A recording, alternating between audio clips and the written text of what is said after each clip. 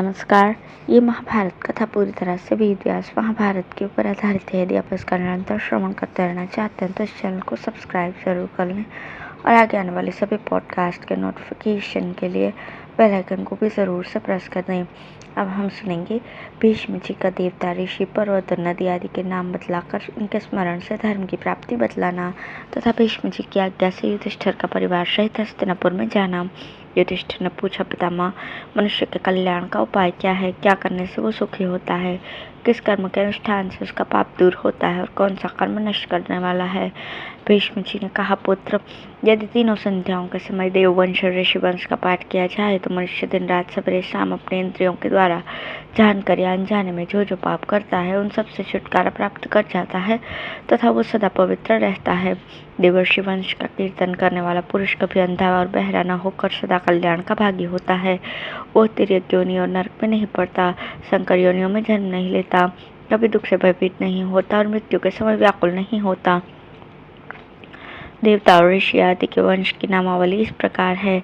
सर्वभूत नमस्कृत देवासुर गुरु स्वयंभू भगवान ब्रह्मा जी, उनकी पत्नी सती सावित्री देवी, वेदों के उत्पत्ति स्थान जगतकर्ता भगवान नारायण, तीन नेत्रों वाले उमापति महादेव, देव सेनापति स्कंद, विशाख, अग्नि, वायु, चंद्रमा, सूर्य, सचिपति इंद्र, यमराज, उनकी पत्नी धुमोरणा, अपनी पत्नी गौरी के साथ वरुण, रिद्धि सहित कुबेर, सौम्य स्वभाव वाली सुरभि गौ, महर्षि विश्रवा, संकल्प, सागर, गंगा आदि नदियाँ, मरुदगण, तपसिद्धि, वाल्कील्य ऋषि, श्री कृष्ण, द्वैपायन, व्यास, नारद, पर्वत, विश्वावसु, हाहा, हुहु, तुम्बुरु, चित्रसेन, देवदूत, सौभाग्यशालिनी, देवकन्याएं, उर्वशी, मेनका, रंभा, मिश्रकेशी, अलम्बुषा, विश्वाची, घृताची, पंचचूड़ा और तिलोत्तमा आदि दिव्य अप्सराएं, 12 आदित्य, 8 वसु, 11 रुद्र, अश्विनी कुमार, पीतर, धर्म, शास्त्र ज्ञान, तपस्या, दीक्षा, व्यवसाय, पितामह, रात दिन, मरीचिनंदन, कश्यप, शुक्र, बृहस्पति,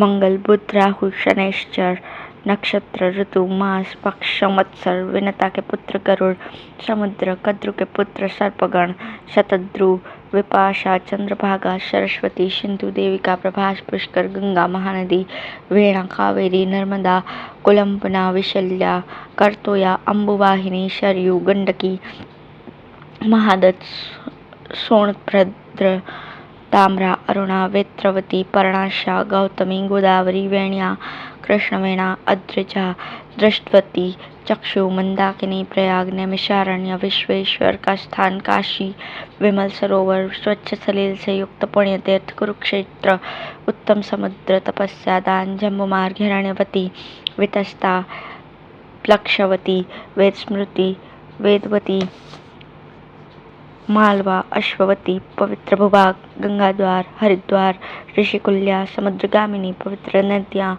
चर्मणवंती, कौशिकी, यमुना, भीमरथी, बहुधा, महेंद्रवाणी, त्रिदिवा, नीलिका, नंदा, अपरनंदा, तीर्थभूत महानृत, गया, फल्गुन तीर्थ, देवताओं से युक्त धर्मारण्य, पवित्र देव नदी, तीनों लोकों में विख्यात पवित्र एवं पापनाशक ब्रह्म निर्मित सरोवर, पुष्कर तीर्थ, दिव्य औषधियों से युक्त हिमावन पर्वत, नाना प्रकार के धातुओं, तीर्थों और औषधों से सुशोभित विंध्यगिरी, मेरु, महेंद्र, मलय, चांदी की खानों से युक्त श्वेतगिरी, श्रृंगवान, मंदर, नील, निषद, दरदुर, चित्रकूट, अजनाब, गंधमादन, सोमगिरी तथा अन्य पर्वत, दिशा विदिशा, भूमि, वृक्ष, विश्वदेव, आकाश, नक्षत्र और ग्रहगण, ये सदा हमारी रक्षा करें तथा जिनके नाम लिए गए हैं और जिनके नहीं लिए गए हैं वे संपूर्ण देवता हम लोगों की रक्षा करते रहें।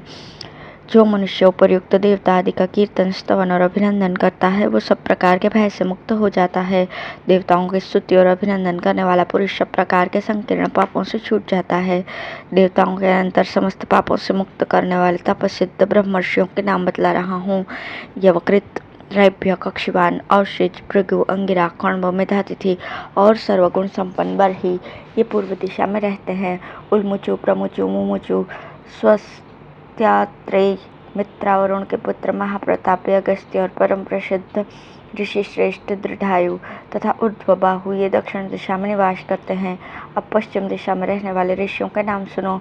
अपने सहोदर भाइयों सहित उशंगु, शक्तिशाली, परिव्याध, दीर्घतमा, गौतम, काश्यप, एकदवित्रित, महर्षि दुर्वासा और सारस्वत। इसी प्रकार अत्रि, वशिष्ठ, शक्ति, पराशर, नंदन, व्यास, विश्वामित्र, भरद्वाज, जमदग्नि, परशुराम, उद्दालक पुत्र, श्वेतकेतु, कोहल, विपुल, देवल, देव शर्मा, धौम्य, हस्ति, काश्यप, लोमश, नचिकेत, लोहमर्षण, उग्रश्रवा और भृगुनंदन, च्यवन ये उत्तर दिशा में निवास करते हैं। ये देवता और ऋषियों का मुख्य समुदाय अपने नाम का कीर्तन करने पर मनुष्य को सब पापों से मुक्त करता है।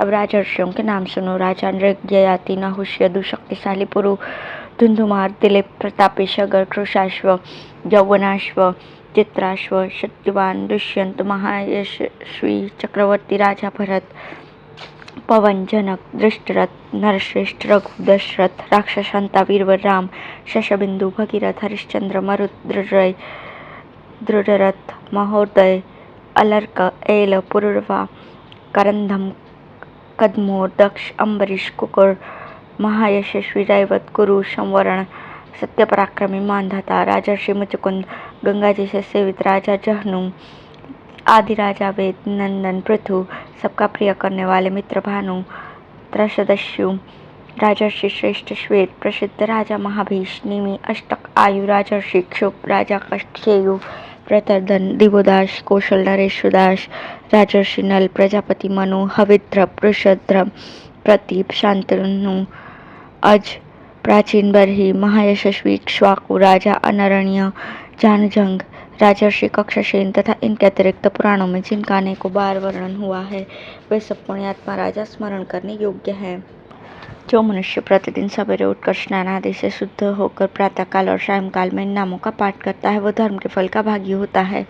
जन्मेजय ने पूछा, मुनिवर, मेरे पूर्व पितामह राजा युधिष्ठिर ने बाणशैया पर पड़े हुए कौरव धुरंधर भीष्म जी के मुख से जब धर्म संबंधी शास्त्रीय बातें और दान की विधि सुन ली, सब शंकाओं का समाधान प्राप्त कर लिया और धर्म तथा अर्थ के विषय में उठने वाले संपूर्ण संशयों को मिटा डाला, उस समय फिर कौन सा कार्य किया, ये बताने की कृपा कीजिए। वैशंपायन जी ने कहा, राजन, धर्मराज युधिष्ठिर को इस प्रकार उपदेश देकर जब पितामह भीष्म चुप हो गए, उस समय सारा राजमंडल कुछ देर तक स्तब्ध होकर चित्रलिखित सा हो गया। तदंतर सत्यवती नंदन महर्षि व्यास जी ने थोड़ी देर ध्यान करके गंगानंदन भीष्म जी से कहा, नरश्रेष्ठ, अब राजा युधिष्ठिर शांत हो चुके हैं, इनके शोक और संदेह निवृत्त हो चुके हैं और ये अपने भाइयों, अनुगामी राजाओं तथा भगवान श्री कृष्ण के साथ अपने आपके समीप बैठे हुए हैं। अब आप इन्हें हस्तिनापुर जाने की आज्ञा दीजिए। भगवान व्यास के इस प्रकार कहने पर शांतनु नंदन भीष्म मंत्रियों सहित राजा युधिष्ठिर को जाने की आज्ञा देते हुए मधुर वाणी में बोले, राजन, अब तुम हस्तिनापुर को जाओ और अपने मन की चिंता दूर करो। राजा ययाति की भांति श्रद्धा और दम गुण से संपन्न होकर क्षत्रिय धर्म का पालन करते हुए देवताओं का पूजन और पितरों का तर्पण करो। बहुत सा अन्न खर्च करके पर्याप्त दक्षिणा देकर नाना प्रकार के यज्ञों का अनुष्ठान करते रहो। ऐसा करने से तुम्हारा कल्याण होगा। अब तुम्हें अपनी मानसिक चिंता त्याग देनी चाहिए। तात, प्रजा को प्रसन्न रखना, मंत्री, सेनापति आदि प्रकृतियों को सांत्वना देते रहना और सुहृदों को यथोचित सम्मान करना। जैसे मंदिर के आसपास के फले हुए वृक्ष पर बहुत से पक्षी आकर बसेरा लेते हैं, उसी प्रकार तुम्हारे मित्र और हितैषी तुम्हारे आश्रय में रहकर जीवन निर्वाह करें। पुत्र, जब सूर्य नारायण दक्षिणायन से निवृत्त होकर उत्तरायण पर आ जाएं, उस समय फिर हमारे पास आना। यह सुनकर कुंती नंदन युधिष्ठिर ने बहुत अच्छा कहकर पितामह की आज्ञा स्वीकार की और उन्हें प्रणाम करके परिवार सहित हस्तिनापुर की ओर चले। उनके आगे आगे राजा धृतराष्ट्र और पतिव्रता गांधारी देवी थीं और साथ में ऋषिगण, सभी भाई, भगवान श्री कृष्ण, नगर और प्रांत के लोग तथा वृद्ध मंत्री चल रहे थे। इन सबके साथ धर्मराज ने हस्तिनापुर में प्रवेश किया। धन्यवाद।